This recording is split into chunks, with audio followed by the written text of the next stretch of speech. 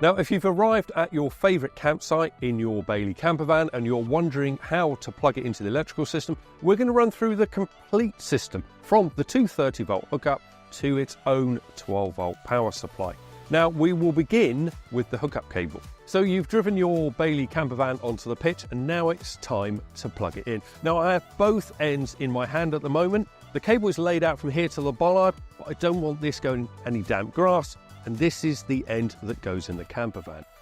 The campervan end has a cover. All you do is you pull it back and then you insert it into the socket. So we have our cable completely unwound. The other end is plugged into our Bailey campervan. Now it's time to plug this into the bollard itself. Now this is probably one of the most simplest bollards that you will find. All you do is you lift up this blue flap. You'll see a notch just on the bottom that plugs into. It's just at the bottom, and it simply plugs into place. Now, sometimes you may see a red button around about the 5 o'clock position.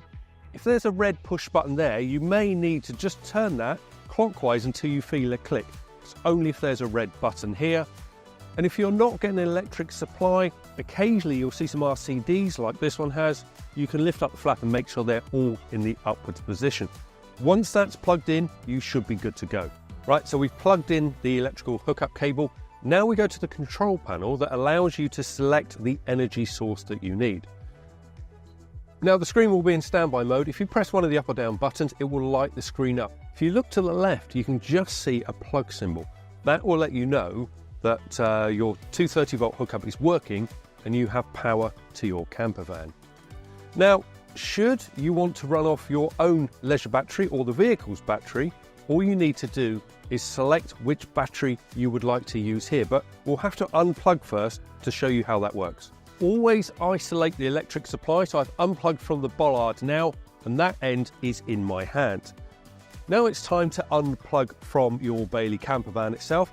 You'll notice there's a blue lever on the left. That unlocks that flap that we push down with our thumb to insert it. Push down on that blue tag and simply pull it out, and then make sure that that cover is latched into place. Right, so now we've got the hookup cable unplugged. We'll wake up the screen. You can tell that we haven't got a hookup supply. The plug symbol is no longer there. So this means we're on our own power. We have a choice of either the leisure battery or the vehicle's own battery. So using the down arrow, we'll scroll through the control panel until we come to battery select. It says leisure at the moment. That obviously means we are on the leisure battery. If you press the arrow, we can then toggle onto the vehicle's own battery. Obviously, we've got a good leisure battery, so we will stick to that. Now, we can also check how much power is in the battery. Continue scrolling down.